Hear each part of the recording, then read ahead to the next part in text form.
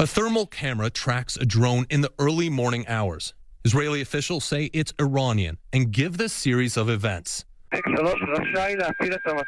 The command to shoot comes after it penetrates Israel's airspace, an attack helicopter giving the final blow. The unmanned drone originated near Palmyra in Syria at an Iranian base called T4. That, according to Israeli officials. 8 fighter jets scrambled to take out the command and control center. They encountered heavy Syrian anti-aircraft fire, triggering sirens across northern Israel and the Golan Heights. Before 5 o'clock in the morning,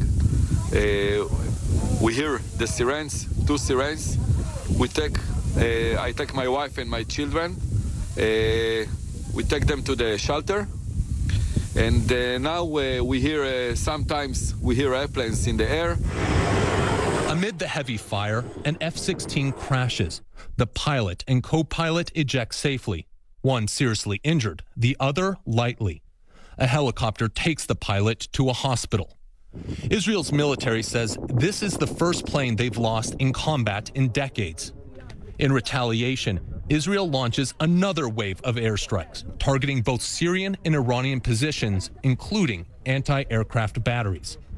Israel's prime minister had this message for Iran. Israel holds Iran and its Syrian host responsible for today's aggression. We will continue to do whatever is necessary to protect our sovereignty and our security.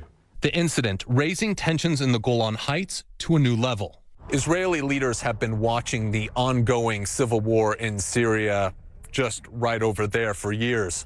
One thing that concerns them the most is someday, when they're looking over this frontier, they'll see Iranian soldiers looking back. Israeli officials have warned against an Iranian military buildup in Syria, and Israeli warplanes have launched dozens of strikes on advanced weapons targets over recent years.